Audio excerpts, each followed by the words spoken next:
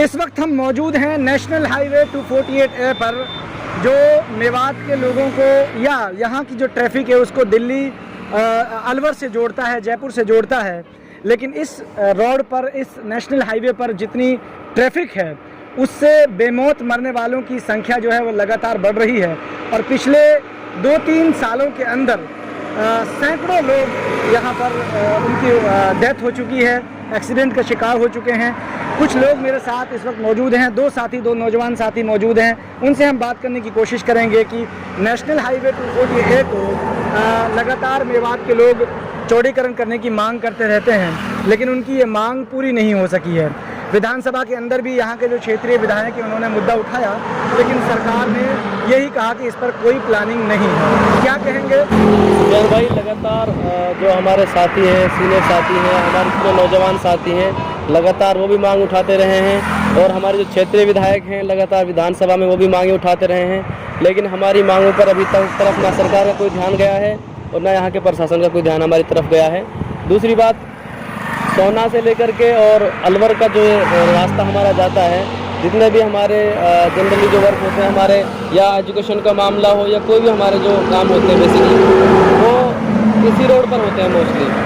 तो अभी तक सरकार ये कह रही है कि यहाँ से दिल्ली मुंबई एक्सप्रेसवे गुजर रहा है, उसके बनने के बाद यहाँ से ट्रैफिक कम हो जाएगा, तो उसके बाद जो एक्सीडेंट की जो उसका रेशियो है वो कम हो जाएगा। नहीं सुफियान भाई, वो जो रोड बन रहा है वो सीधा मुंबई की तरफ जाता है, और मुंबई की तरफ जाने से हमारे लिए इतना बड़ा बेनिफिट नहीं होगा, क्योंकि हमारा जो काम होता है, हमारा जो वर्क होता है, अब आप अगर कॉलेज जाते हैं, कॉलेज अगर जाएंगे तो आप नूह की साइड जाएंगे तो YMD कॉलेज की तरफ जाएंगे। अगर आप अलवर जा रहे हैं तो अलवर बच्चे जो पढ़ते हैं, चाहे वो नर्सिंग कर रहे हो, चाहे और भी बहुत सारे कोर्सेज कर रहे हैं, वो सीधा अलवर जाएंगे। तो वो मुंबई वाले रास्ते पे थोड़ी जाएंगे, वो इस रास्ते पे जाएंगे। बिल्कुल। सर्वर नौजवान साथी हैं वो मौजूद हैं, उनसे भी हम बात करेंगे कि क्यों ज़रूरी है ये मांग, और सरकार लगातार कई बार मंजूर होने के बाद भी इसको अंजाम तक नहीं पहुंचा पाती है। उनकी नीयत पर सवाल है या यहाँ के लोग उस तरीके से अपनी मांग को नहीं रख पा रहे हैं? क्या कहेंगे?